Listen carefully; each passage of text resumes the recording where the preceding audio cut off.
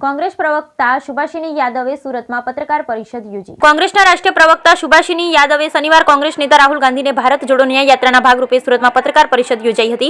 भाजप सरकारना 10 वर्षना शासनने अन्यायनो समयगाळो गणावता તેમણે સમાજના દરેક વર્ગ પર થયેલા અત્યાચારો આ 10 વર્ષમાં લેવાયેલ પગલાઓ અંગે સવાલો કર્યા હતા। છેલ્લા 10 વર્ષની મોદી સરકારની નિષ્ફળતાઓ ગણાવતા સુભાષિની યાદવે કહ્યું હતું કે સત્તા સંભાળતા પહેલા વડાપ્રધાન નરેન્દ્ર મોદી અને તેમની સરકારે રોજગાર, મોંઘવારી, મહિલા સુરક્ષા અને ખેડૂતોની આવક અંગે ઘણા વચનો આપ્યા, પરંતુ એક પણ વાયદો પૂરો થયો નથી, પરિપૂર્ણ કર્યો નથી। દેશમાં બેરોજગારી વધી છે। જ્યારે ખેડૂતોએ આંદોલન કરવું પડે ત્યારે તેમના પર ટીયર ગેસના સેલ છોડવામાં આવી રહ્યા છે।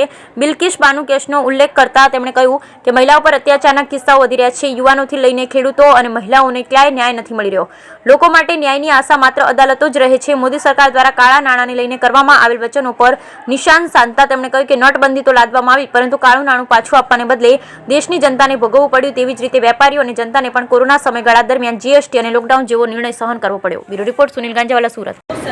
75 दिन या 90 दिन का समय दीजिए।